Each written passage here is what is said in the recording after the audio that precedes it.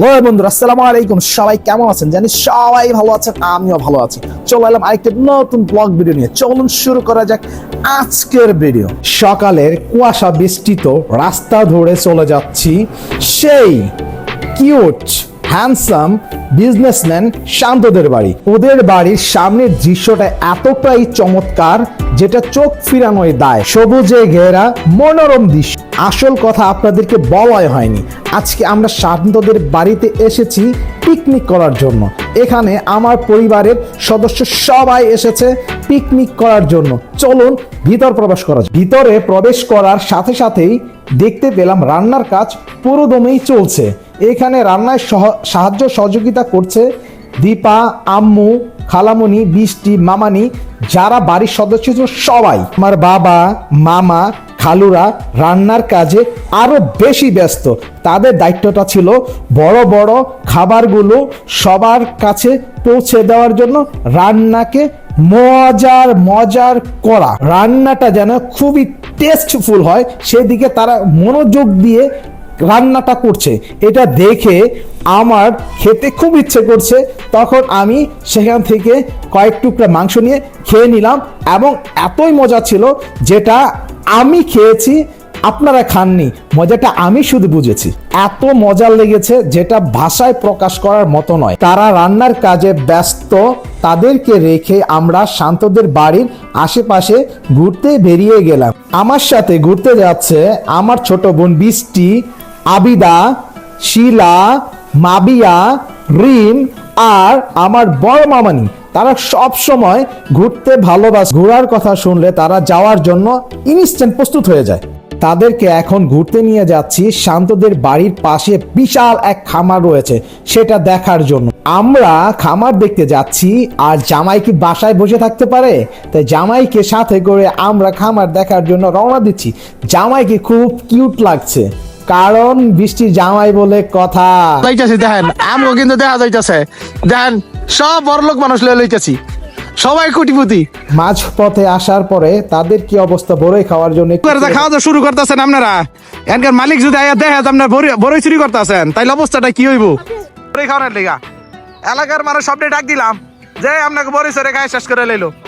মামা নিচে কি যে খাইতেছে গো, এ যে মিষ্টি বড়ই গুলি শিলা কাগজ গাছে গেলি অগই গাছ আর খাইস না ই দিয়ে রাখছে, হাইট করে রাখছে, চুরি করতেছে একবার যেন না দেয়।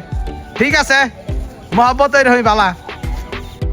বড়ই পাড়া শেষ করে তারা কিছু ফটো নিয়ে নিল স্মৃতিতে যেন রাখতে পারে। এর জন্য চলে এসেছি সবাইকে নিয়ে সেই মাছের খামার দেখার জন্য। মাছের খামারটা 14 বিঘা জমি জুড়ে বিস্তৃত। এখানে অনেক ধরনের মাছ চাষ হয়ে থাকে।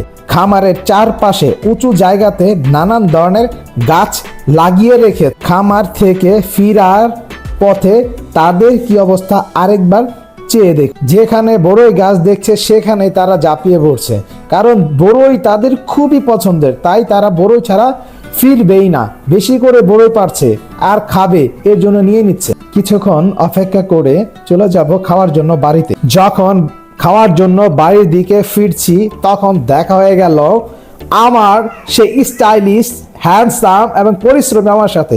এর পাশে ছিল শান্ত, যার কারণে আজকে আমাদের ও এখানে আসা।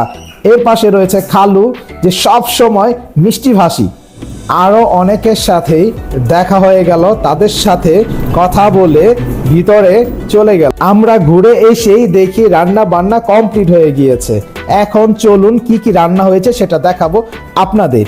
এখন আপনাদের দেখাতে চলেছি পোলাও রান্না হয়েছে, দেশি ষাঁড়ের মজার গরুর গোশত, আরো রয়েছে মাছ ভোনা, ডিম ভোনা, ফুলকপির চাইনিজ মশলা, আরো রয়েছে মাছ ভাজি এবং রয়েছে চাইনিজ সবজি।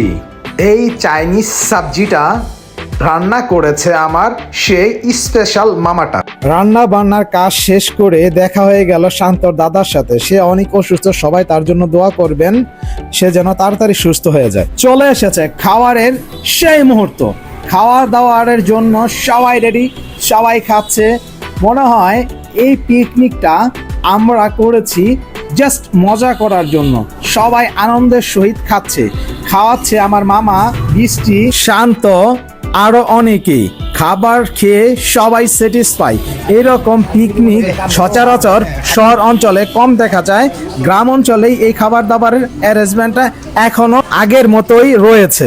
গ্রাম বলে কথা, গ্রামের দৃশ্য আপনাকে আমাকে সবাইকে মুগ্ধ করে। এত সুন্দর পিকনিক অ্যারেঞ্জমেন্ট করার জন্য শান্তকে অসংখ্য ধন্যবাদ। শান্তর কারণে আজকে আমরা এত সুন্দর পিকনিক খেতে পারলাম। খাওয়া দাওয়ার পর্ব শেষ করে শান্তর ঘরে গিয়ে সবাই বসলো। সেখানে বসে একটু রেস্ট নিয়ে যার যার মতো কথা বলে বাড়ির উদ্দেশ্যে রওনা দিল। তাই শান্তকে অসংখ্য ধন্যবাদ এত সুন্দর পিকনিকের অ্যারেঞ্জমেন্ট করার জন্য। সবাই শান্তর জন্য দোয়া করবে। আপনাদের ভালোবাসা আমাদেরকে এগিয়ে যেতে সহায়তা করবে ইনশাআল্লাহ।